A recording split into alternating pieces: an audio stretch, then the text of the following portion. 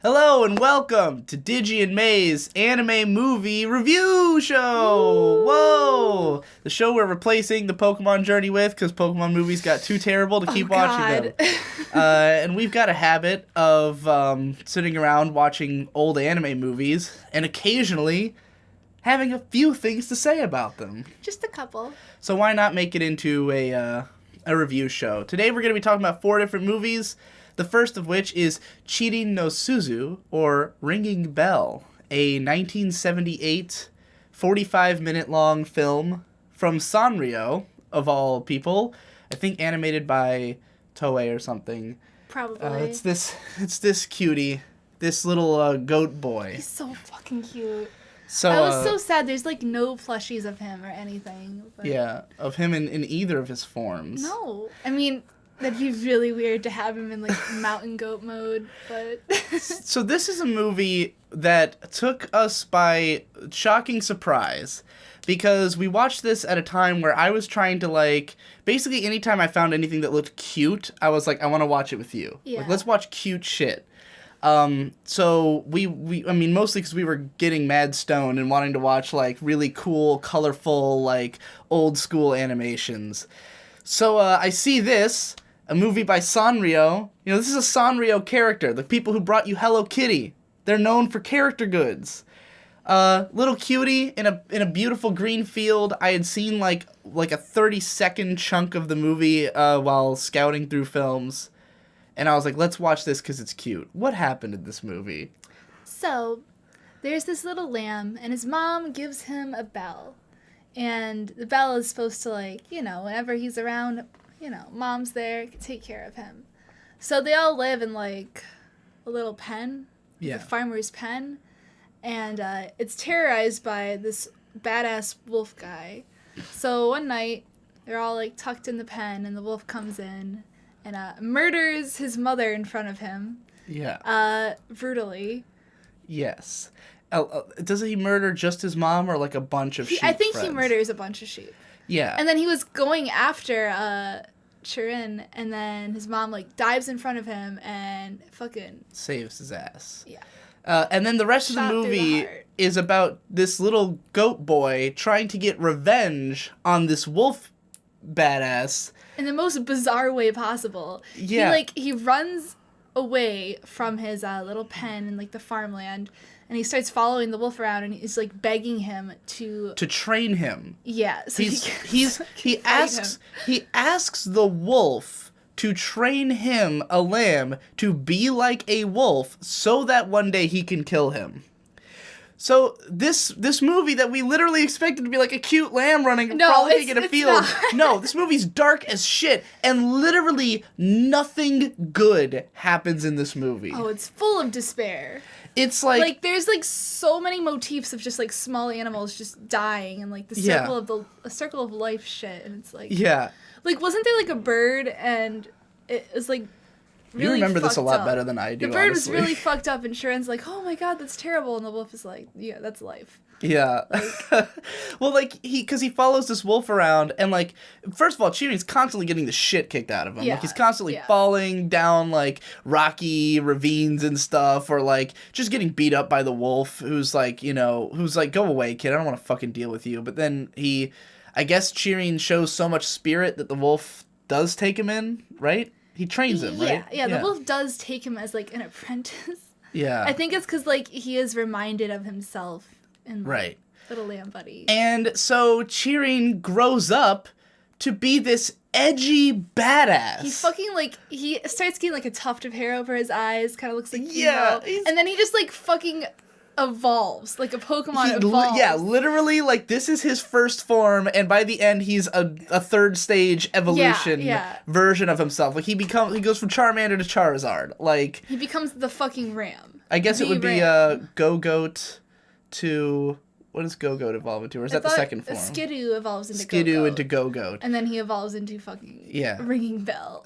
Yeah. I mean, he's got, like like fucking epic badass horns. He's like and 6 times taller. Yeah, and all of his super jagged and muscular. He's always drawn in a way that all of his fur is like pointed right down, like spiky he's looking. He's like savage. Yeah, he's a savage fuck. And so yeah, he trains with this wolf dude and becomes a badass. And like this color palette you're seeing here is there for like 3 minutes. Yeah, like it's the very beginning of the movie. After that, it's like dark ass scenes, like icy like winter wasteland. Yeah, and yeah, he trains with the wolf, and like basically for the end of his training, the wolf's like, you got to now go like to really become a wolf, you got to go kill a sheep. Yeah, like that's what we do. You know, finish your training. And of course, he goes in to try to kill a sheep, but he can't do it. And it's interesting the way that his character design kind of subtly changes in between when he's feeling different ways. Yeah. Because usually he's in edgy badass mode, but then when he becomes afraid to kill his own kind, we see his eyes come out and he looks more like a normal goat, you know?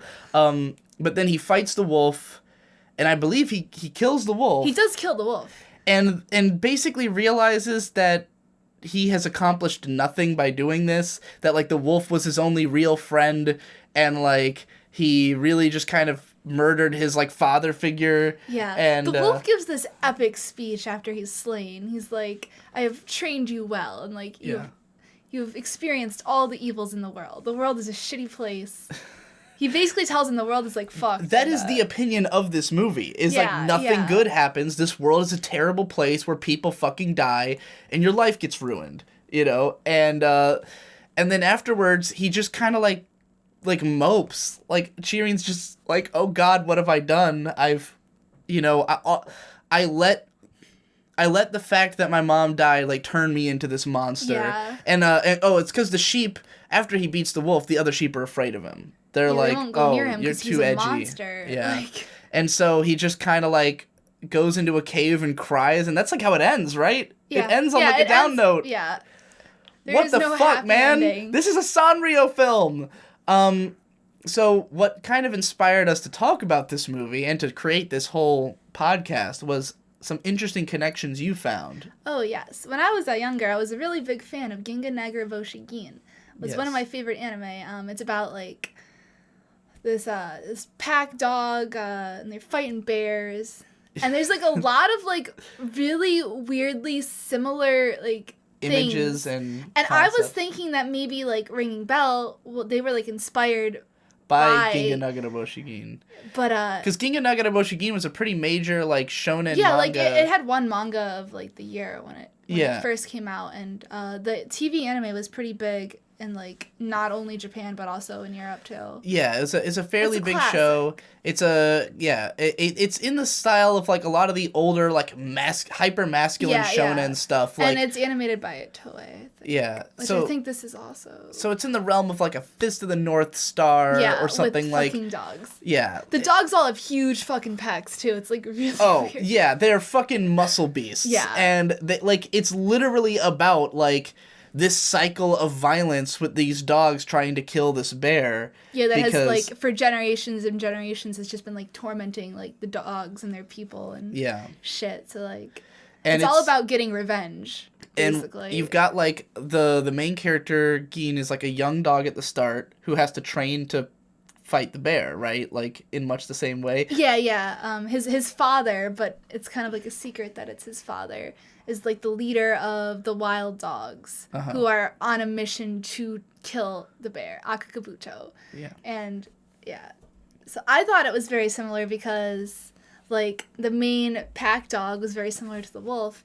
And there's scenes, like, in this where a wolf is, like, attacking the bear in the same way the dogs would, where they just, like, would jump on his face. Yeah. And the bear had, like, a fucking, like, got attacked and then got, like, part of his head ripped off. And he had, like, a giant red stripe. And that's, like, Akakabuto means red helmet. And, like, he has a giant red scar in his head. I forgot that you even fought a bear in this. Yeah, they fucking fought a bear. And there's also a scene where, like, Sharon is, like, falling off a fucking cliff and into, like, a crevasse. And it's, like, exactly the same imagery. And there's also one where, like, he has to, like, jump over a ravine or, like, a huge fucking ice, like, valley thing. And that's a big part in if I remember right.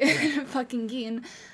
So there was like a lot of very similar imagery and like very similar shot compositions, and I was like astounded to find out that Gin actually came out afterwards. Yeah, our first assumption was that, oh, Gin was popular, this is a Sanrio thing, maybe they were just capitalizing on what was in a popular shonen manga of the time. No. But no, this came out in 1978, and Ginga Nagaraboshi Gin, the manga started in 83, the anime started in 86, so maybe this was a big influence on Ginga Nagaraboshi Gin. Maybe. I know like the artist for that was obsessed with like dogs. Yeah. Completely obsessed with dogs, like his whole entire life, like...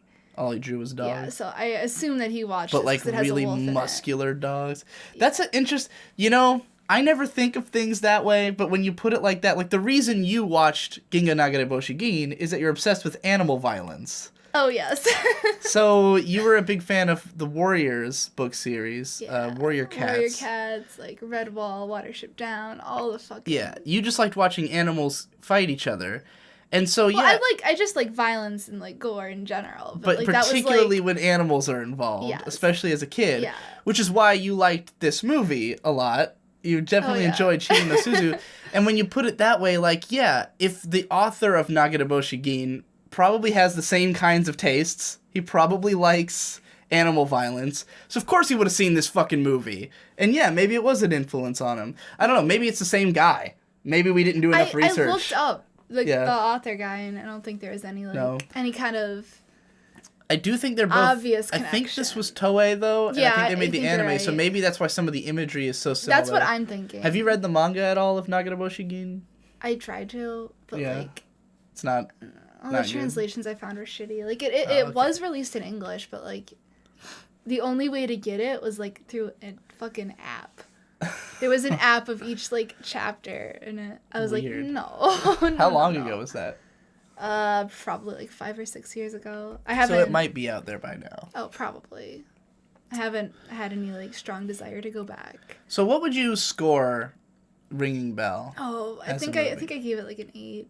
I think I gave it a 7, and a lot of that was just the sheer surprise of it, like just having no idea what this was gonna be, and then it turning out to be so just unrelentingly dark and edgy. Yeah. Like that it was never at any point expressing any levity. Except for the very beginning. And after that, it's just like this nihilistic, brutal, everything everyone says is badass. Like the wolf's dialogue is just like really nihilistic the and wolf fucked is a fucking up. amazing character. Like real talk. He has a great voice too. I thought like all the color palettes they used in like each different stage in his life was like super interesting. Like I didn't want to look away from it. Yeah. And It was I aesthetically loved pleasing. his design as a edgy guy. Oh my God, like, me too. Cute cheating is okay. I don't Yeah. think he's that memorable of a character.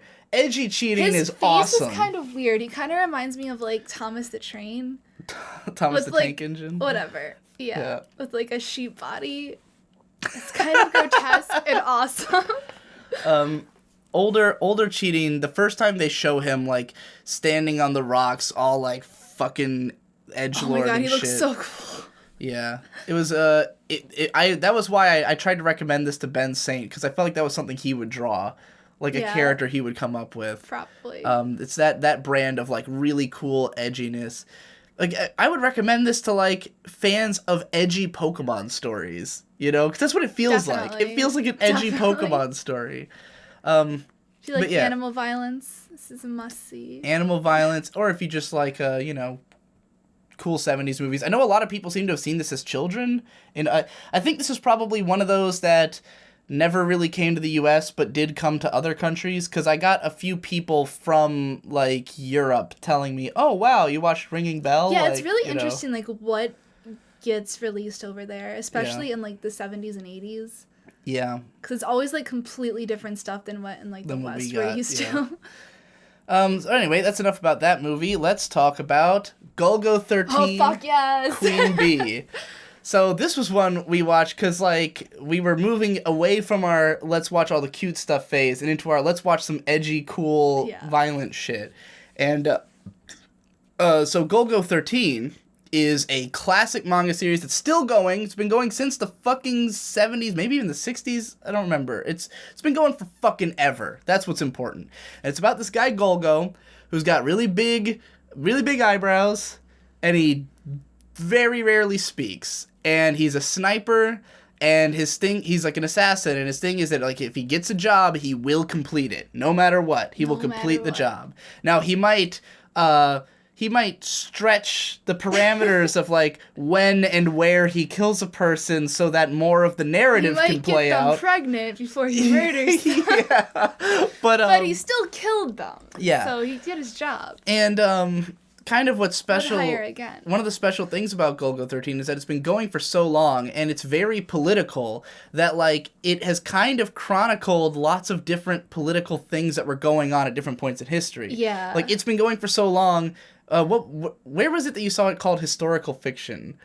Didn't you see it somewhere like that? I think on Wikipedia. Yeah. I was looking at it. And we were saying it's funny that it's historical fiction now because, like, at the time it wasn't historical. But it was just current events. Like, it was chronicling, like, what's going on in the 70s. Like, if you're curious about what people in Japan in the 70s thought about, like, the war. Yeah. Fucking well, whatever. this movie came out in the 80s, and it definitely is set during the war on drugs. Like, well, it's about a presidential candidate who is trying to end drugs in America. And his campaign, which is this amazing clip. I had it at the end of the Meta Hole 2, where he's going, "No drug! No drug!" And, but, like, he's obviously supposed to be Reagan, you know? At least to some extent. Like, his character's not really that Reagan-esque, but, like, politically what Reagan he's stands Reagan. for, he is. I had thought that this was the Golgo 13 movie. I didn't know there were two. This is the second one. That's like an OVA, I think, or just a shorter film. It's only like 45 minutes long. When did the first one come out? First one was like a year or two earlier. They're both directed by Osamu Dezaki, who's like the guy who directed Ashita no Joe, Rose of Versailles, fucking everything. Everything important from the 70s and early 80s. And, yeah, like it's mostly a cool pulp, edgy thing, you know? It's just about assassins and snipers and shit. But there's little things in there that were of particular interest to me, namely the character Queen Bee. What can you tell me about her? So, in a silent voice, I was shitting on the deaf girl for being a weak character. A weak female character, specifically. A weak female character. And this is the exact opposite of a weak female character. This is what I would define as a strong now, I think we need to clarify something about this, because when you brought that up, a lot of people didn't know what you meant. No.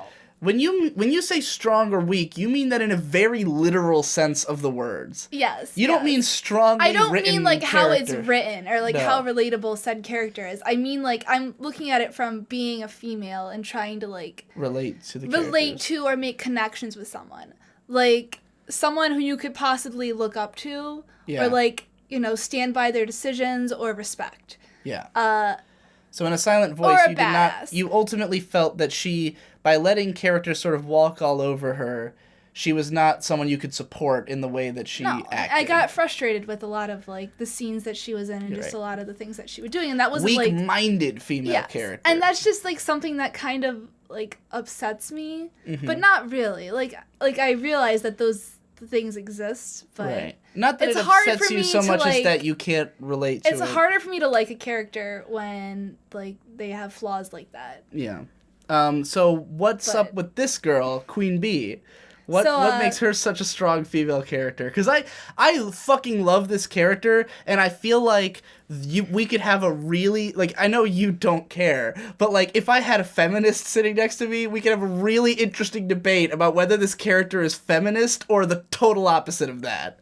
But describe her for me as the sun. So she makes us is the orange. daughter of the presidential campaign guy. Yes. Who he like gets into an affair or something. Like she was born her from mom an affair. With the that's what I thought. It's so to kind of like cover it up, his like second guy in charge, his PR dude, the sketchy guy. Yeah. Kind of the real villain of the movie. Yeah, he wants to like have them excommunicated, like put to the side, Yeah. and or murdered and sold into slavery. Well, yeah. So the presidential candidate was like, you need to get rid of the the evidence. These two people. You need to get them out of the country.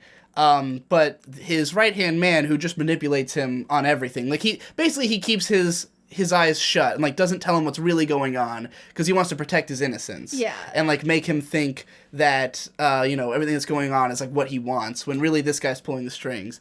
So he had the woman murdered, and yeah, he rapes the girl and sells her into slavery.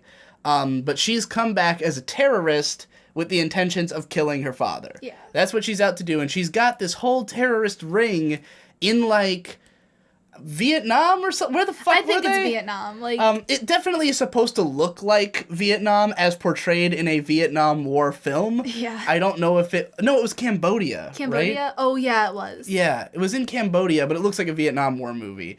And I guess Cambodia and Vietnam don't look that different, They're probably. pretty geographically, like, Yeah. close, so I'd imagine they're both So she's got like this village of sorts of terrorists that she's trained, or she's like the leader of her them. home base. And their mission is kill the president, kill people related to the president, stop this campaign. Golgo's been put on the case to kill her by the opposing party. Golgo, his role in this movie is, I mean, I guess this is kind of how it is for all Golgo stories. He's never really the main character because he's kind of just a force, you know? Yeah. Like, he's not really someone who takes a lot of action into his own hand with regards to, like, what the story is. He's just a participant in it and sort of, whether or not he decides to kill you at a particular moment might determine the course of events. You know, that's his main power is he can kill you when he feels like it. Yeah. But he will kill you if he's supposed to. You know, there's a bunch of scenes of him, like, he attempts to kill her a few times and fails, but Yeah. there's plenty of moments where he could have killed her and instead got her pregnant. But what makes this girl special?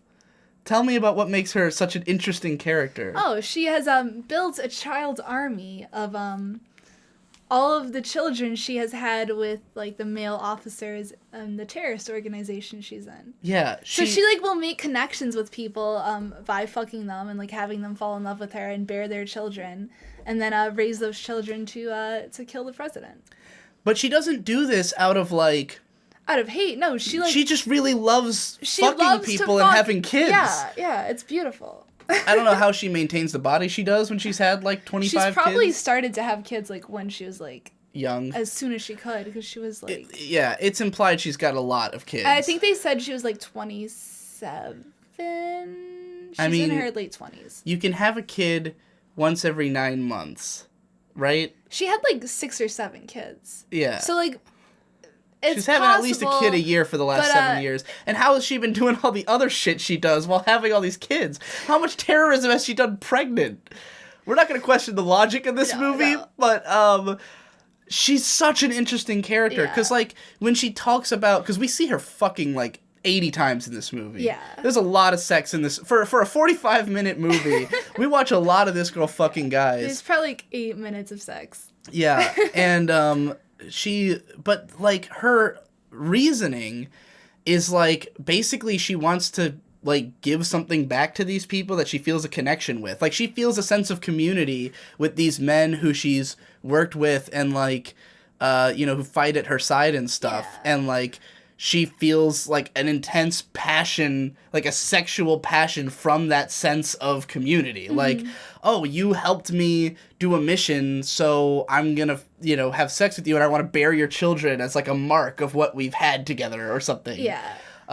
It's interesting how, like, all the men seem to be understanding that, they're all just like, yeah, we've all had kids with her, we're cool with that. We're getting our dick wet. Yeah, nobody's like trying to hold her down or anything. They just, I guess she doesn't ask them to be parents. She just, there's her weird village like raises the kids, I guess. I don't know. It was weird. It was really strange. It's a fucking fascinating dynamic, but I liked her character a whole lot. Me too. And I could easily see people having a problem with this character or this movie because, I mean, it's pretty exploitative. We watch her fuck a lot of guys. You know, this woman who we know Golgo's gonna kill. Yeah. Yeah, he fucks her. He impregnates her. He kills her. Is it implied she didn't have his baby before she died, right? No, she said that she was currently pregnant with his child, like, while he was killing her. Because she says, like, I would have loved to know what your baby would have been like. Yeah, right? yeah, she said some shit like that. And I think a bunch of her kids get killed, too, in the raid. Does she save them all? I think some of them probably, like, a lot of people get killed. It's hard to keep track. It's a pretty action heavy movie. There's lots of, like, political intrigue. There's lots of guys in trench coats at bars having conversations, and stuff like that. The presidential campaign was, like, literally a puppet. He was, like, on drugs. He was on heroin. He was fucked up a lot of the time. He was mostly on that heroin because, like, you get the sense that he was originally a very principled guy who shouldn't have gotten into politics because politics is a dirty world. Politics is super corrupt, and there's, like... And dealing with that corruption has driven him insane, and now he needs to constantly be doing heroin, in spite of the fact that his whole campaign is anti-drug. Yeah. He doesn't really know what he's saying, though. He's, like, literally just a puppet at this point. Right. And he's so fucking broken, like... Yeah, and of course I don't know if I should spoil the end. How much do we care about spoilers? We already spoiled the ending. Yeah, we spoiled all of Cheating no Suzu too. Well, the biggest twist in this is when the presidential candidate finally, like, after finding out that it was his daughter doing all this and that his wife and daughter had been killed, he finally snaps on his number 2 guy, murders him publicly, he tries to murder him publicly, fails, and kills himself publicly in like the middle of a football game. Yeah, and or like something. A football stadium. It's like being televised nationally. Yeah, which is awesome. It's fucking badass. It's pretty cool. And of course Golgo gets hired to kill the other guy too. Yeah. And that's another thing about Golgo. He has no affiliations and no sides. So, like, I know in a lot of the stories, he ends up basically killing everybody by the end. Of, like, you know, the people who hired him will probably be the next to go when another person hires him to kill them. Yeah. You know, like, he is the embodiment of that cycle of vengeance. And he doesn't care. No, he's just along for the ride. He's definitely... Golgo's... it's interesting to me that he fucks a lot. Like, I've seen only the first episode of the anime that was made in the 2000s, but in the first episode, it starts with him, like, having sex with some random woman, and then the room gets raided, and she just gets, like, riddled with bullets, and he doesn't even care.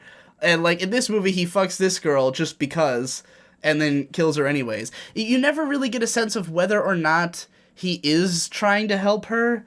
I don't think so. He could have killed her, though, in that part. I think that he, like, respects her as a leader. Yeah. Like, he can see how powerful she is. I think, like, the characters that are fucking a lot in this it's, like, a correlation between, like, how much power they have and how strong they are and stuff. And I think that, like, it's kind of cool to see sex and power kind of intertwined in that way. But I think it's more of, like, a respect. More so you think it was more like, because... she fucked him, he let her go that one time? Or was that the scene where she was saying, like, you can't kill me here because, like, my people are in the wings? Yeah, no, she was like, because he had her cornered in the room, but she basically was like, well, you can't kill me here because, like, they'll know. Yeah. We're in a hotel room. Which is bullshit. It doesn't make sense. It's total bullshit. He just wants to fuck her. Yeah. Because he has an opportunity to. He kind of lets her go in the jungles of Cambodia, too. Because, like, this was... What was with that weird... Like... There's a really weird part in this movie where... So this is the part that I don't understand it. I like it anyways because it leads to badass action scenes.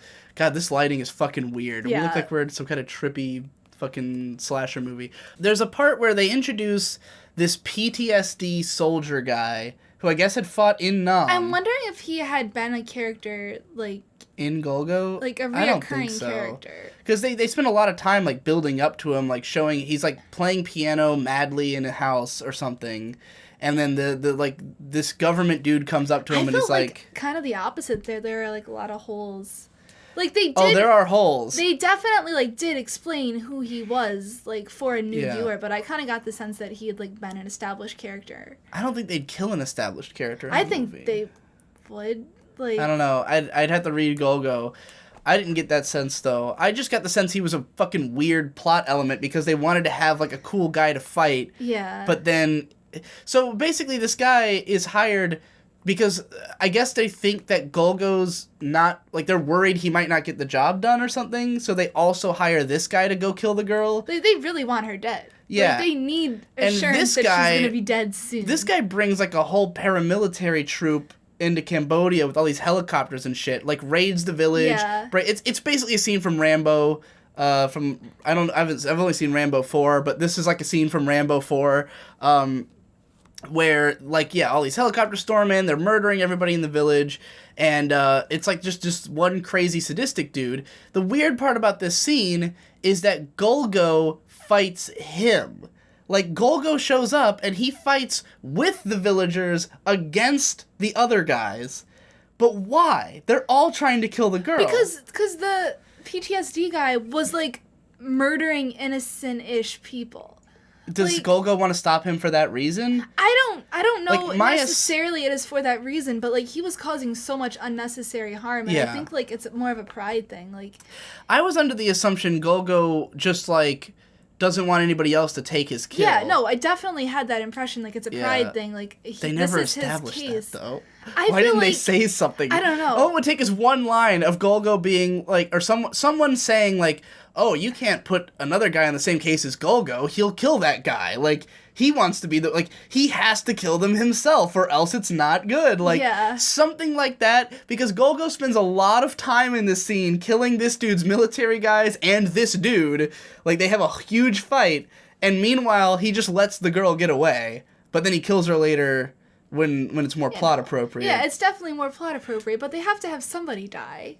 You know, they gotta have some cool violence in here. Yeah, it was a cool scene. It was definitely cool character. Cool. He was fucking crazy and murders a lot of people, so it was exciting, but it didn't make any fucking sense. Yeah, I'm gonna turn the light on. Kind of obvious to see like what they were doing by introducing his character, and like it wasn't necessary at all. Right. It was definitely cool. So what would you score this film? I think I gave it a 7. I gave it a 7. I'd give it like a strong 6 to a light 7. I thought the music was really cool in this. Oh, I forgot we did not how cool talk about the the music music. is. Oh, I've remixed the songs from this movie. You may hear me attempt to rap over them at some point. But yeah, there's this fucking awesome opening track. It's prepackaged vaporwave.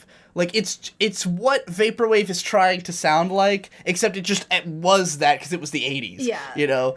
And it's fantastic. And then there's the ending song, which is the same song, but in Japanese and with, like, a different instrumental palette. It's great. There's a bunch of great music in the film. You know, the animation's pretty great, pretty solid. It's pretty cool. The directing, if you've seen anything Osamu Dazaki's directed, you know exactly what the imagery is going to be like. He has a very specific style. I don't know how I feel about his directing, because some of the shit's just weird. Yeah. Like, there's some moments in the movie where, like, he does something really unique, but it's like, why? Why did you make that, like, I don't know. He does a lot of the, like, triple pans and stuff. He's, like, the guy who started that. Lots of harmonies, which is where it turns into, like, a painting at the end of a scene. But it seems kind of random sometimes. Like, it's not always to highlight a really dramatic moment. Sometimes it just happens. I guess because it's pretty... Yeah, I don't know. There's lots of weird shit in there. And I've seen, like, because he also directed a Blackjack movie in the 90s that's very similar in tone and style to this, and I hated that movie. This is way cooler. I really want to watch the first Golgo movie now because I enjoyed this one. But the main reason I gave it a 7 is that I loved Queen Bee's character so much. Like, she was so interesting with the way she uses sex and thinks about sex, that that was what gave me the boner, Word. the boner for the film. I also received a boner. All right, next movie we're going to talk about is, God, you can't see that at all, but it's 5 Star Stories. Oh, what a shame. The art is absolutely gorgeous. Oh, yeah. This is like an hour-long movie that is an adaptation of, I guess, just a small part of a longer-running manga. Do you think it was, like, the assumably. beginning Or That's do you what I think- assumed. That's what I kind of felt, because like they did introduce the mech. Yeah, it feels like a build up to the introduction of this mecha. Oh god, this picture's so Oh, bright it's no. fucking with our thing. Stay focus. You just have to constantly move. Yeah. I think maybe I should just get rid of that. Let's just go. But I want it to be on screen for when we're talking about the movie. Yeah. What do I Pause it and do? find a new picture. Okay, we got a piece of fan art back there now. You still can't see You it. still can't see it. There's but no images from this movie that are dark because the movie's bright as shit. Yeah, like all the characters are yellow and white. Yeah, this it's a longer running manga. The only thing I really know about it is that it is my friend Ghost Lightning's favorite manga, and that it's a mecha. Would you call it more sci-fi or fantasy? I guess it's more sci-fi, but the visuals are more Yes. fantasy. It's definitely a fantasy, like, setting, like a fantasy-ish world. place. It's But it is sci-fi, like... Yeah, I guess the concepts are all sci-fi for sure. But, like, what's interesting about this aesthetically is that it does not look or feel like most mecha shows, especially of the 80s. No. Like, you know, when you think mecha, you think spaceships, outer space, you know, you think Like a war, military... military war setting, that kind of stuff. Geometric shapes. Geometric shapes. This is definitely inspired by high fashion. Like, Yeah. high fashion. Like Lady Gaga. levels. Yeah, like, you know, French New Wave fashion Yeah. or something. Which is fashion really art. fascinating in a mecha series, especially because the mech is pretty normal mech. Like, other than the fact that it's all It's gold and has a really gold. cool headpiece. But you can definitely tell it's a mech. Yeah, It is a mech. when it shows up, you're like, oh, like, that looks like a Gundam. You know, like, it looks like... And it looks like an awesome Gundam. Like, it looks like the coolest Gundam. It would be in, like, the top... If it was a Gundam, it would be in my top 10 Gundams, for sure. Like, this mech is cool as fuck. I have not felt the pull of wanting to own a model kit for, like, 10 years until watching this movie. Like, You know, when I was a kid, I used to get mechs for, like, G Gundam, which had really distinctive designs. I haven't wanted one in a very long time, especially because all the good mechs Victor bought the model kits for, so I didn't need to. But, like, when I saw this guy, I was like, oh, I'd build that. You know, I'd spend some time, build a gold mech, put it on my shelf, you know, get a fucking perfect grade or whatever.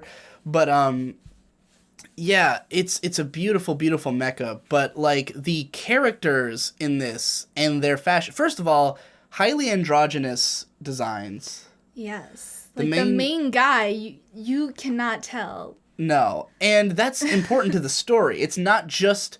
Like, a lot of shows that do, like, the pretty boys thing, in the context of the show, they're just guys. But, like, you know, if you look at them, you would not be able to tell. In this movie, like, the main character is very feminine, and that's kind of important. There's a guy he's kind of friends with who kind of tries to rape him. Yeah, that's like, he tries to casually rape him. Which was fantastic. It was a great scene, just because it was like this military dude who had really just been his escort. Like, he was just kind of taking him around on the planet. And they kind of become buddy-buddy. And the guy knows he's a dude, but, like, is totally into him. Yeah. And he gets sloshed and tries to, like, fucking sexually assault him. And the guy seems like he's definitely offended, but also seems like he might be used to it. He fends him off easily enough, but, like, it definitely shows you, like, something about that character. Like, that guy thought he could get away with it or something. Like, he's kind of a rapist. And it felt very real, you know? Yeah, because he's just, like, a good guy, you know? Yeah, he's just good like guy rapist he dude. seems like a normal dude, but then he gets drunk and he's like he's not a good guy. No. And I was like, man, that's how rape happens. Yeah. That's scary. But, you know, it was a great scene. And, our effeminate lead is He's some kind of, like, dignitary, I guess. This plot confused the shit out of me. Yeah. By the way. They definitely did not do a good job at, like, explaining what the fuck was happening. Anything. I think this was probably made for fans of the manga. Yeah. Like, this didn't feel like it was meant to be, like, a complete story. Like, it definitely was not supposed to be the whole story. No. I don't know if there was any intentions to make more of these, but, like, they definitely skip. I would not be surprised if this starts, like, a couple chapters in and then goes until a stopping point and maybe skips some extra details in the middle, just because it does so little of the establishment part at the beginning, and then it just kind of goes until the introduction of the mech, and, it resolves the story of this film, but it does not feel like we've told much of the story of this world, Yeah. But all that's really explained to us is, like, who the women in this world are. Yeah. Like, there's, like, a special breed of women who are, like, half mech. They're, like, they're like android like women or something, or cyborg women. Yeah. And they basically are the ones that can, like, connect with the mechs and stuff. Yeah. And these women, like, if they're not married by the time they're, like, 16, like, a lord they have to, like, be married off to a lord of the land. Right. And there's, like, this, bad bastard who, like, is keeping girls in his castle until they're, like, of age. Yeah. And then forcing them to, like, pick him to be his concubines. Yeah. So he could have, like, all of the power in the world and all of the women. And that's the interesting thing about it is that it's, like, a deeply messed up sexist system, but there's, like, concessions in it where it's like, yeah, if you fall in love with a guy and you choose your own husband, then yeah, you get to live free. But if you don't choose a guy by the time you're 16... there's, like, no opportunity for them to choose a guy because, like... and they're being trapped by this dude. they're being, like, trapped in a castle. Right. I just thought it was really fascinating that, like, it's seen... within the world, it is seen as, like, what this guy is doing is wrong, and they come to rescue these girls. But also, like, outside of that, the whole system's wrong. It's pretty fucked up. The whole system is bad. That, like, if these girls don't just happen to find someone they're okay with spending their life with, then the they will be sold off. The women are possessions, regardless of who they end up with. Like, so there's these 3 girls who, I guess they all... were sort of, I don't know, were they raised by the effeminate dude? Like, he knew them as little girls. I think he was probably, like, young, a father figure or something. Or, like, a big brother figure. He knew, it's very unclear, but we know that he knew them when they were young, and he's sort of here to help them because 2 of them have been captured.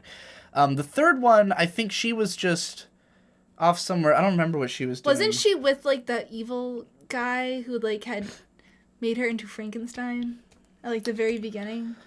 I thought that's what she was. Dude, there was, like, a really weird scene where there was, like, a woman who was, like, being awakened, and she had, like, scars all over her, and he's like, I'm sorry I've made you hideous, and she's like, it's okay if I'm hideous for you. And I was like, word. You're not ugly. There was literally a moment halfway through this movie where I asked you what was going on, and you explained the whole android plot and systems, and I was like, I don't remember having read any of that. Like, I was so lost watching this, partly because I was stoned, but, like, also just the way that it's paced and the way images go by is very strange. Like, every shot is beautiful. Yeah. The animation's gorgeous, the artwork's gorgeous, but shots kind of are timed weirdly, right? Everything feels very long, and like, I don't know, there's not a clear sense of progression in the narrative. It just kind of happens, which is, it's fine. It's paced like a political thriller. It's paced like Legend of the Galactic Heroes, but if you started from episode 3 and went to episode 5, like, without the stuff you needed to know. So I was just very easily lost, and I was glad that you were watching it with me and could help me to understand it. Like political systems and systems of power. Oh, yeah. I'm very interested by that stuff, and, like, maybe you can help me watch all of Legend of the Galactic Heroes. Mega invested into something. Because this is definitely tonally... this is a very dark story. Like, and that's another part of why the aesthetic is so interesting, that it's got such a fashion-heavy... Yeah, everything is beautiful and, like, looks eloquent, but, like, it's hiding something deep, sinister, and, like, evil. But it doesn't have that feeling that I feel like there's a cheap way to, like, I don't want to call like Madoka cheap necessarily, but like the stuff that's copied it, where they try to be. What's the Magical Girl Raising Project? The girls are super cute, but they gotta kill each other, and it's like corny as shit. This is not like that. No. The reason it's so fashionable and elegant is that these are nobility, and they're like, it's basically just peacocking.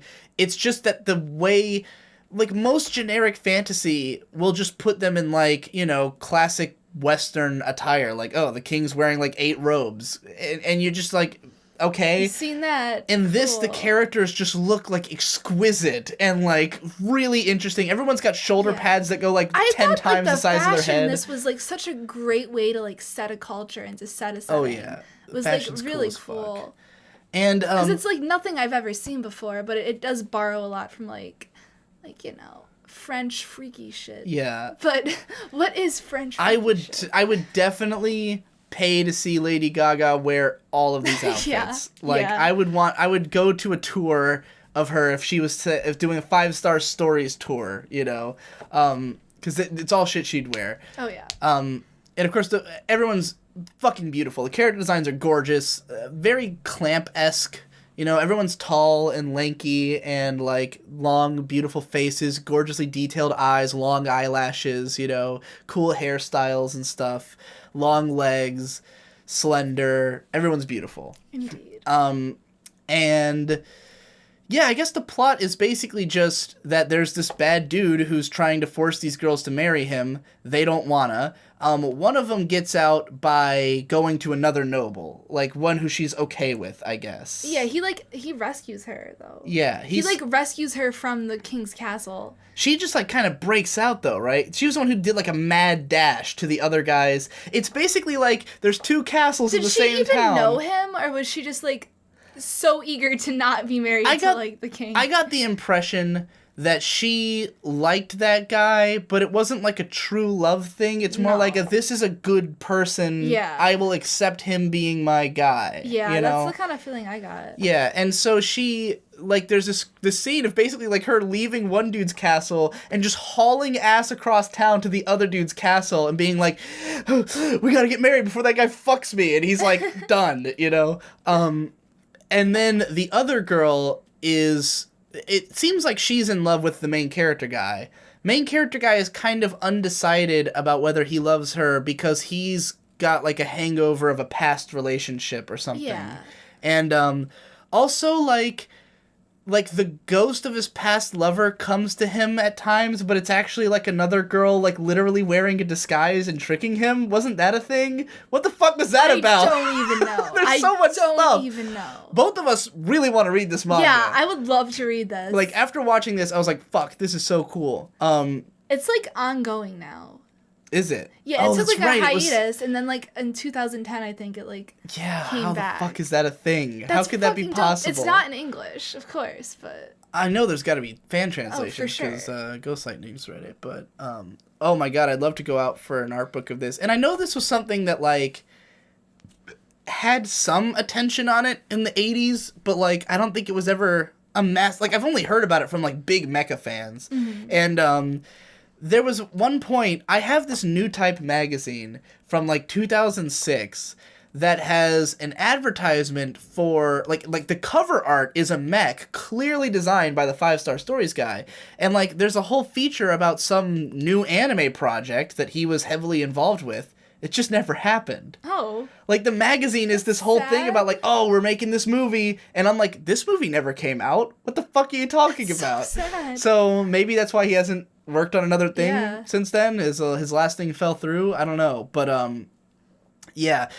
This one's pretty cool. Here's some things I really liked about it that I thought were noteworthy. First of all, scale in this movie. Everything is really tall.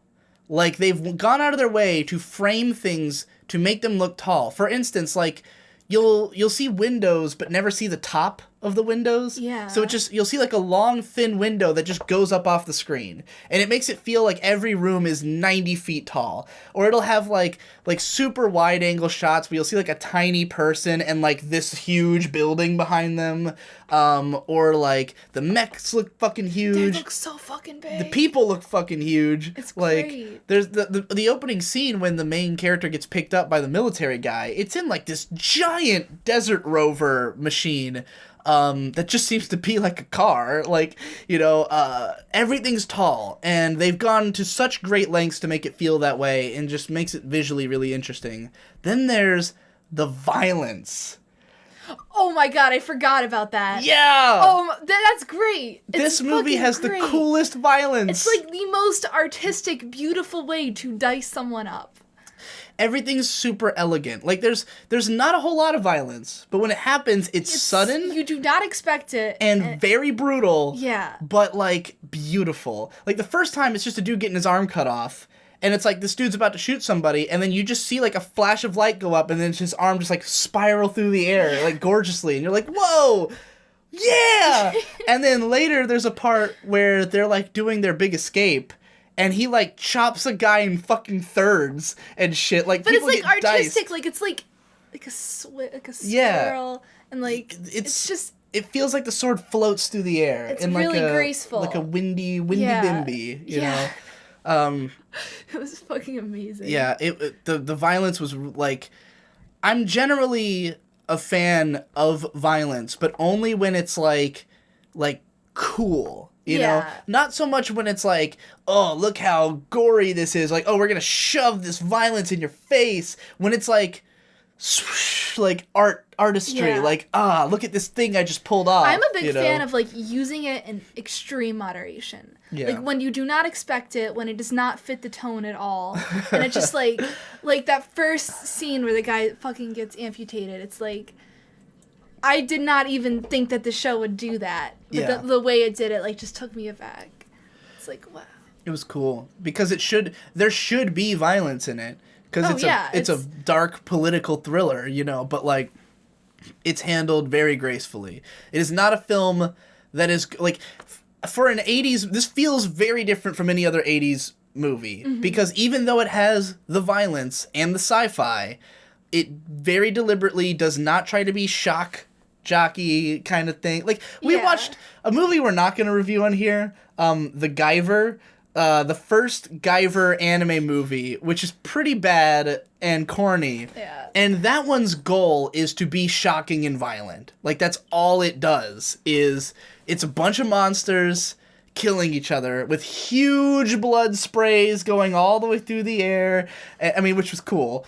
But, like, cool. The story was just, like, nothing. Like, the main character guy gets turned into a monster, and they just start, like, the bad guys start killing his friends. It's like all these shocking scenes of his friends getting killed, and then they capture his girlfriend, and, like, oh, we can mail you all their body parts and stuff. Like, it's just to be edgy and violent, and that's fine. It was a fun movie. Yeah. It was bad, but it had fun moments. This is nothing like that, you know? It does not revel in its violence, but it is the coolest violence.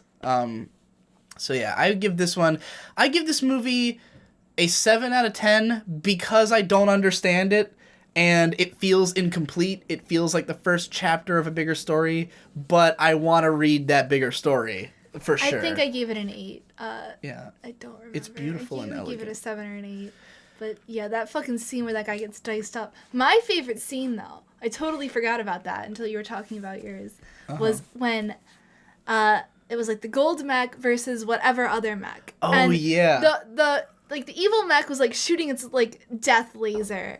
And then, like... It was like a ship. It was an airship. Yeah, it was some fucking crazy shit. And they had this huge laser, and they're like, we're gonna shoot him with our big fucking laser. And the girl's like, oh no, they're gonna shoot us with a big laser. Yeah. And he goes, don't worry, we have one too. And a laser the size of the entire mech is pulled off of his back. It was so fucking badass. It looks like a fucking torpedo gun. And he just blasts this huge fucking laser at the machine. Of course, it blows up like an atomic explosion. Yeah.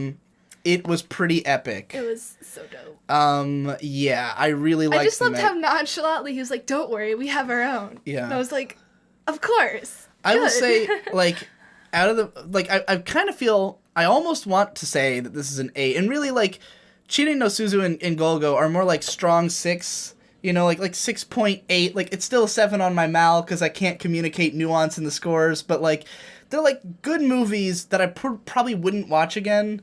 Like, I can't really see watching either one a second time unless it's like years later where I've forgotten it. This I would watch tomorrow again because like just for the tone. It was fucking beautiful. You know, there's nothing. I've never seen anything like this. No, I mean tonally, like narratively, I would compare it to like Legend of the Galactic Heroes, Game of Thrones a little bit. Like if you're into those kinds of shows, you could check this one out. But like if you want to see that combined with a totally unique aesthetic, that's where this one shines. Anyway, we have one more. That is not it. That's not supposed to be in this folder. Oh wait, we're on the desktop folder now. Oh That's boy. why. There we go. Neo Tokyo, or Manie Manie, The Labyrinth Tales. Oh, yes. Which makes... I would say Labyrinth Tales is the title that makes more sense for this.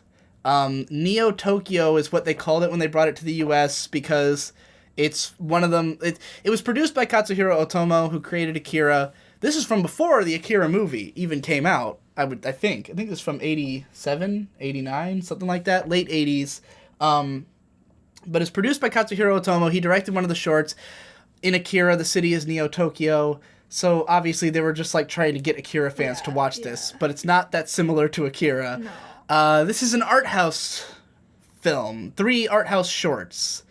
The first one is Labyrinth, Labyrinthos. Something, Yeah. Directed by Rintaro. Who is... all of these are like massively important directors. Rintaro was the one who directed...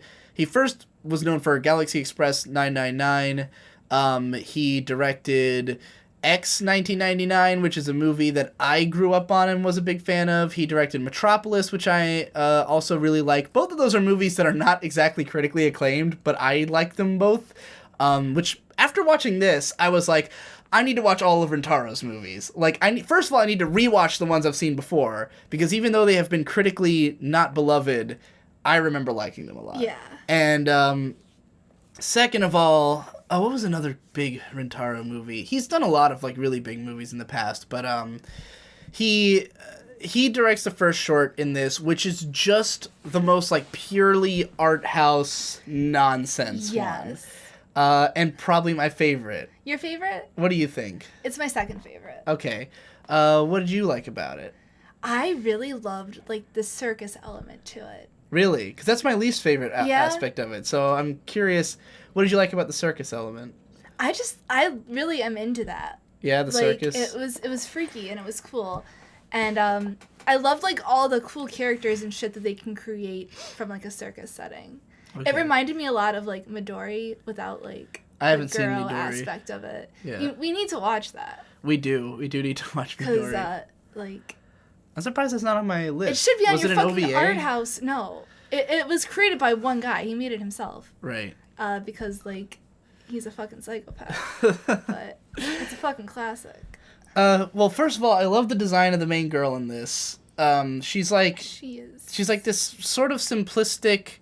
Asian doll look, but with big pants. I love her fucking pants. Yeah, and the beginning of the film is just her, like, doing some kind of weird, like, karate dancing in front of, like, a big red sky. I get, like, everything, the opening of the movie is just in her house. It's like a classical Japanese home, but, like, everything's fucking weird looking, you know? And I'm totally into the aesthetic of this, which is...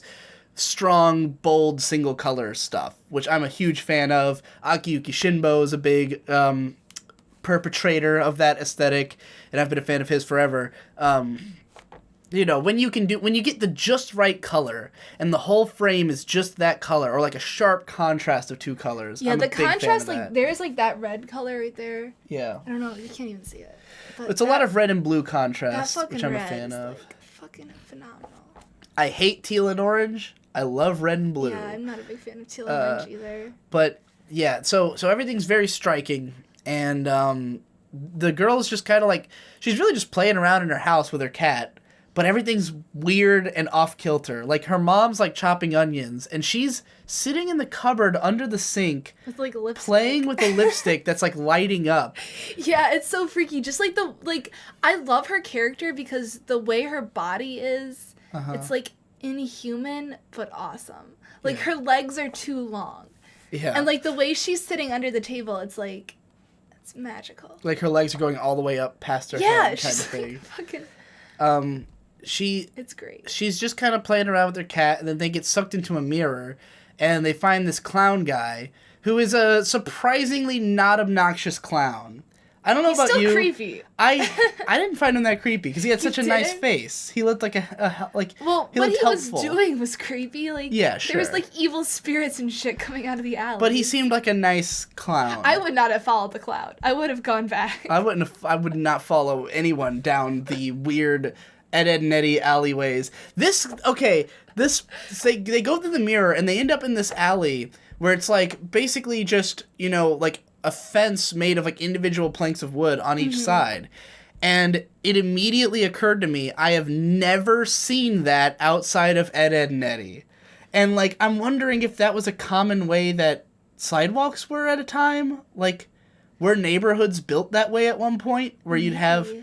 The closest thing I've ever seen in reality, because I used to explore whatever neighborhoods I lived in all the time. And one time, I did see an alley like that where like there was like a row of houses and another row of houses, and their fences didn't touch. There was like a space between the fences where a little creek ran, like just like a septic creek or whatever. And it kind of looked like that. Like, oh, this is just like an alleyway between the houses. But it didn't lead anywhere. It just happened to be there. And you could access it. But, like, I've never seen this way of, like, going through a neighborhood by going between houses' yards. Because, like, in most neighborhoods, houses' yards just touch. Yeah. Like, there's just one fence. Or, like, the fences are right next to each other. You rarely see... hallways of fences. I'm wondering if that was like an older way of doing things. I wonder too. Because I wonder if wherever the creators of Ed, Edd and Eddy grew up was like that. Yeah, maybe like in certain locations there's like different zoning laws and stuff. And also just the way that the fences are uneven like that. Yeah. In both this movie and Ed, Edd and Eddy, it's not like straight fences. They're all like jagged and weird. Like they don't appear to be a built fence so much as just a bunch of sticks in the ground, In any case, she runs down this alley and sees a bunch of trippy shit, and it's all cool. And then she kind of ends up at a carnival, and there's a bunch of cool imagery. It's just a bunch of cool imagery. It's really fucking cool. And I think what I like about it is that none of it is like that weird. It's just that it looks weird. Like, the things that are happening, I mean, aside from the circus part, where it's, like, a bunch of weird monsters coming out of the ground, like, my favorite part is probably just the beginning, where she's just at home, and, like, it's literally just a girl playing with her cat, but it's presented in, like, a creepy, unsettling, like, visually obscure way. There's, like, a scene where the cat's, like, just running in a hallway in the house, and it's, like... And it looks like it's running backwards or something? Lights. Yeah, it's, like, it's really crazy. Yeah. Do you have anything else you want to say about that short? There were some really cool, like, long-legged things. Yes. What was that? What can you even interpret that as? The funny thing is that I saw those and I thought they were awesome, but I also felt like I'd seen them before. I think Cat Soup has something similar, though I have not seen much of Cat Soup, but what really came to mind... The Linkin Park music video for the song Somewhere I Belong. Have you seen that video? It has something like that in it. And I think that video was inspired by, like, old art house anime. Like, it's definitely anime inspired. Yeah. And there's definitely Gundams in the video. It wouldn't be Gundam's that not art surprising. house, though. Like, this was slightly wildly, like... I mean, sort of available. Yeah, and fucking Linkin Park has done lots of anime-related work. Breaking the Habit was animated by, I want to say Studio 4C or Koji Morimoto or something, major Japanese animator. They had their own Did you know they had their own Gundam model? No. One of their albums had, if you bought the special edition album, it came with a model kit of the Linkin Park so Gundam. Cool. It looks like shit, though. Like, I it's just like an would, edgy black that's really Gundam. cool. But yeah, there is an official Linkin Park Gundam. So the second film. Which is my favorite. And it's close second for me. Yeah. The only reason I like the first one more is that the imagery just is trippier, and I like that. The second one, though, has more like a very obvious message, and that's The Running Man by Yoshiaki Kawajiri. This is the guy who directed Ninja Scroll, Demon City Shinjuku, Wicked City, the Highlander anime, Vampire Hunter D Bloodlust. He's basically mostly known for his stuff in like the late 80s, early 90s of like a badass action shit. Yeah. Cyber City Oedo, like he was a big violence and gore, hyper detailed masculine characters doing hyper detailed masculine things, which this also is. This is entirely indicative of his style, though it's a lot more unique than most of his other shit. Because most of his other shit's like psychics and ninjas, and this is like an F-Zero racer losing his mind and exploding. Yeah. Which is fucking amazing. What did you think was cool about this? I thought just the way the cars were being destroyed was really fucking cool. Like, the color palette was really cool. How the characters were drawn. The way that, like, the fire would just, like, rip through a car. Oh my god, yeah, it was fucking cool. Like, it was beautiful. You grew up with racing in your household. Yeah, my dad was, like, a famous IndyCar blogger. How did you feel about this as someone who's seen lots of racing? Oh, I thought it was, like, very realistic. Yeah. Like, the way the cars crashed and stuff, it definitely had, like, Even though they're, like, space cars. Yes. They are literally the F-Zero cars. Yeah. Like, they look like Fucking F-Zero dope. cars. But it's really cool the way, like, the engine will start flaming, and then the flames will just, like, rip through the whole car, and it'll, like, just crash, and fucking explosions are all beautiful. And yeah, the character art, like, it's, again, very Yoshiaki Kawajiri. His faces are always like that. Those, like, hyper-detailed masculine faces that, like, will go to these extreme expressions. My favorite moments are just when the main character opens his mouth too wide. Like, his mouth goes way too open, and he's just like, and then, like, at the end, when he's, like, bulging so hard that his skin starts ripping and, like, flames are coming out of his fucking veins, and his mouth just keeps getting bigger and bigger until he's just, like, a skull with its jaw all the way open and, like, flames coming out of it. Dope shit. Yeah. What did you think about when he had, like, was at the very end, and he was, like, seeing ghosts and shit? Yeah. What did you interpret that as? I interpreted that as he's going the distance, he's going for speed, she's all alone, all alone. In a time. Needs to be an A and B of that to this song. Yeah. Like, that song is about this movie. It's a guy who he can't get enough of the speed. No. I mean, the movie's weird in, like, which details it decides to share with us. Because, like, this guy, he's a racer who's apparently nearing the end of his career because he's being, like, psychologically deteriorated and physically deteriorated by racing so much. So many G-forces. Yeah. That he is now a fucking psychic. Yeah. Yeah, he seems to have psychic powers. There's a scene of him, like, this guy who, I don't know if he's, like, a journalist or a promoter or what his relationship is to the guy. Yeah, he's a journalist. And he watched this dude in, like, his training car or whatever, just, like, psychically destroying everything in the room in a fit of rage and pain.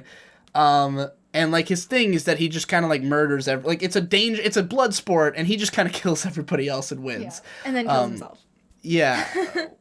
Yeah, so this just goes where he ends up killing everybody else on the track, wins, and just keeps going. And, like, it's implied that he sees himself as still being in a race. Like, he sees all these ghosts of other cars appear in front of him. Like, he still believes it's going, and he can't stop, you know, until his car eviscerates itself and he is thoroughly dead. I was, like, really freaked out when, like, he was, like, seeing ghosts on, like, in his peripheral vision, and that they kept coming from other directions, but, like, there was only one car in front of him. Yeah. And I was like, oh my god, like, this dude's tripping. This guy he's gonna fucking explode. That's all that's left. Yeah, I mean, I was pretty sure it was going in that direction from an early point that this guy was going to run himself into the grave, but I he thought takes he already everybody had, with him. because I couldn't tell the racers apart. Yeah. And they were like, I thought he was already dead. Well, there's a point, I mean, they do say, like, they show his life signs as depleted at one point. Yeah. Like, his life support system is off, and he's still racing, you know, so... Yeah, it's unclear at what point he dies in there. Could have been at the beginning. He could have. Maybe it's just as soon as his eyes roll back in his head, and that means he's dead. But yeah, it's intense, and it's pretty cool. You have anything else? Like race car go boom. Lastly, we've got I don't know what the last one's called, but it's the Katsuhiro Otomo one. Yeah. Again, director of Akira. Later did Steam Boy. Also wrote the Akira manga, which is fucking phenomenal. If you haven't read Akira, punch yourself in the face. That's a hip hop DX thing that he says. Anyways, he's directed some other shit too. Tell me more. This one is very different from the other two. Yes. It's a lot less art house. It's more of just a short narrative driven film. It's a short film. story. Yeah. Short story is it feels like a short like something that would be in a collection of short sci-fi stories, you know? Like, it's got a very, like, ironic twist to it. It's sort of like a social, political message. It's not really about, like, just artistic expression in, like, a free-form way. It, like, is telling a narrative with a purpose. Yeah. And the dialogue is much, like... It's a bigger There's device. more of it. Like, in the first one, there is no dialogue. And the second one... There is dialogue in the first one, but very briefly. Like, the mom says does it even matter some stuff, at that point? and it's all garbled and shit. Yeah, like, the other one is just, like, the journalist is saying a couple sentences, and this one, it's, like... There's a lot of dialogue. You know, if I have one complaint about The Running Man, I don't think it needed even as much dialogue as it had. I don't think so either. Like, I don't think, like, the scenes where he was in the guy's house, there needed to be any dialogue at all. I thought it was weird at the very end that he, like, summarizes what had happened. Like, yeah, he's like, I don't think and that then we never saw him, like, he died, and that never, and I was like, yeah, we know, we got it. Like, you didn't have to explain anything. I completely got it. But, yeah, this one is more of a narrative-driven, what'd you think about it? I thought the message was really interesting. Like, I couldn't stand the robot. Oh, God. It was... The robot... I felt his pain. I think this movie is... I don't know why I decided to eat in the middle of recording this. Can't resist that newty ass. This movie is, like, intentionally annoying. Yeah. And, it's definitely on purpose. It like, succeeds too well, though. Yeah. And it goes on for a long time. Like, basically, this movie's about some, like, mid-level management salary man is sent out to this, like, sunken Tokyo or something, like, big city that's, like, I think it was desolated. Like, was this supposed to be Cambodia also? It's I like don't think some so. Watery, jungly Asian place. Yeah. Well, I got the flooded impression over. that it was, like, a place that had been once a great city and now it's flooded.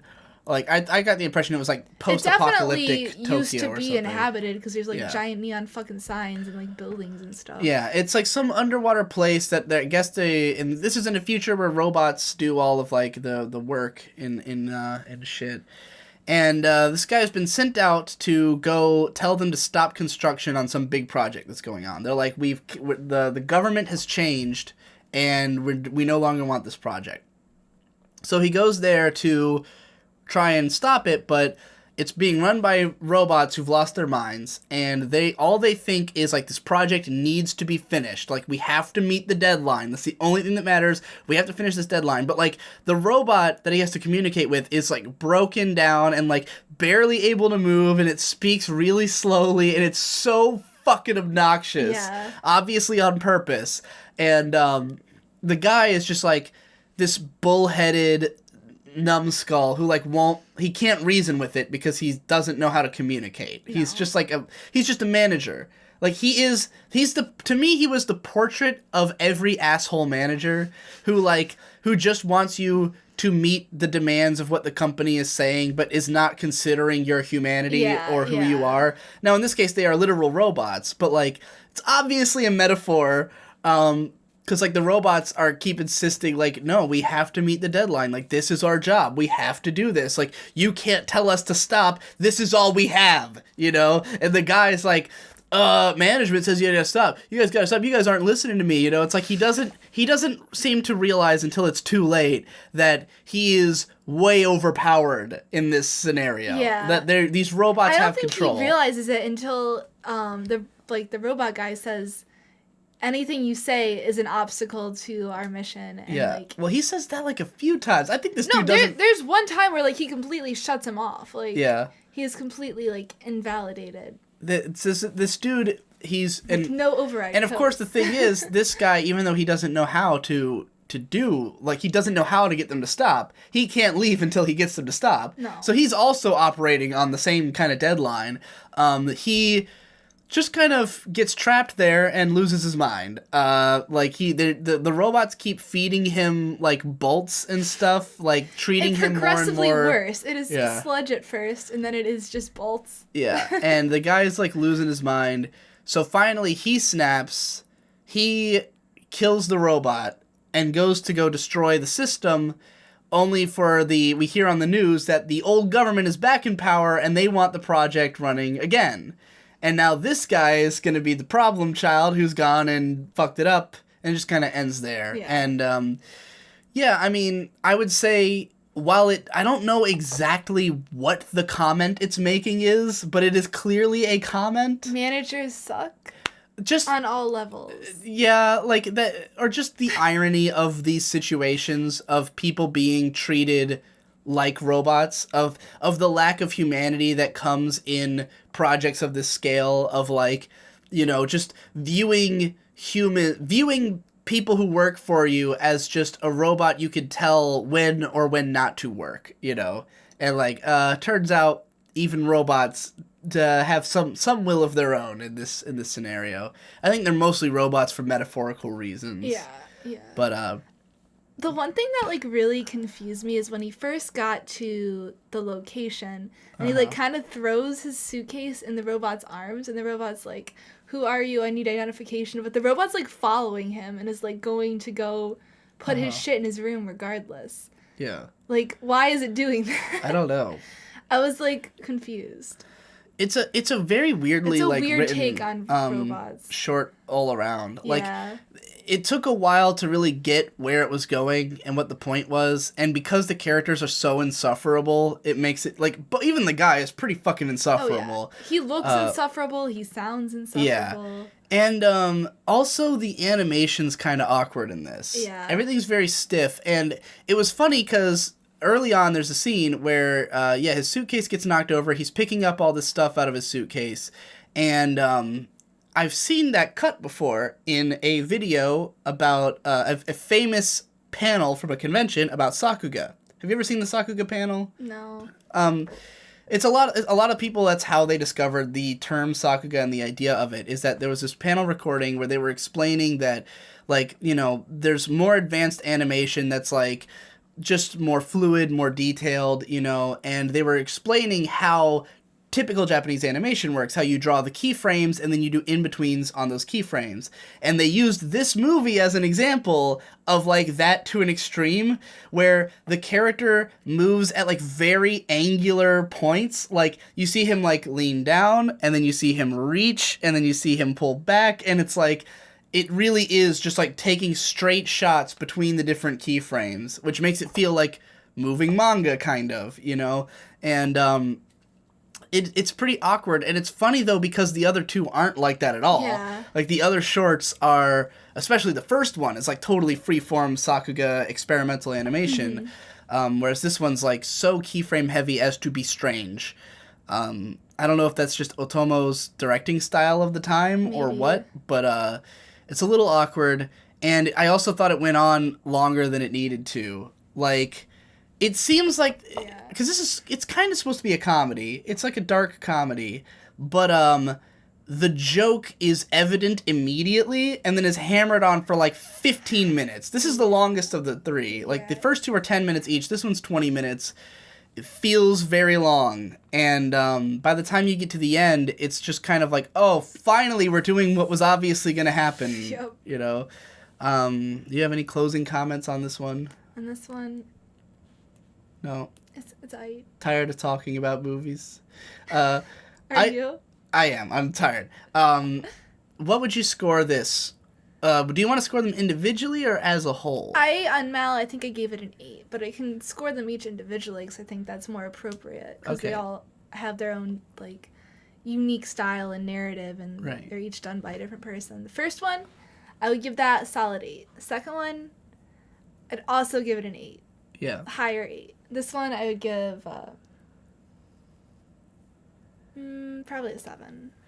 I would give the first two both a strong 8 as well. Like, close. I gave this a 9 on Mal, mostly because I was just so, like, glad it existed. Yeah. Like, seeing the first one and seeing just that, like, incredibly beautiful, like, style and ideas in it, and I was just like, oh, that was so cool. Like, it felt good to have seen it, you know? And the second one, much the same feeling. It immediately inspired me to go write the art house video. Like, if anyone's wondering about that video, we literally watched Neo Tokyo, you know, while we were stoned. We watched Neo Tokyo. It'd been a few hours though, so we weren't like tripping balls or anything. Yeah, everything we've reviewed so far.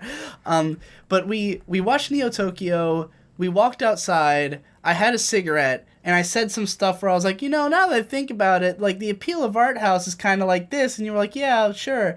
And then you went to go do your makeup for 20 minutes, and I wrote that whole video in that time, and then edited the whole thing the next day because we took Adderall. It got really hyper. So that was all just a result of watching this movie and really wanting to talk about The Running Man, because it gave me thoughts about art house.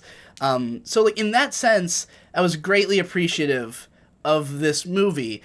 Even though I gave it a 9, though, and really that's like a strong 8. Again, there's no nuance in the scores. Like, I could see myself lowering that score once I look at it compared to what else I've given a 9 and be like, oh, did I really like it as much as this, you know? Yeah, I mean, like, and the this third one was- I'd give like a 6, because I was honestly pretty bored. Yeah, I mean, after we've been like so overwhelmed by the first two that like this wasn't as like animated, and it wasn't as creative or out of the box where Funnily, that's kind of the same with both, because there's another one of these. Yeah. Like, after Neo Tokyo, they made one called Memories in 1995, which has the first short is the most popular one.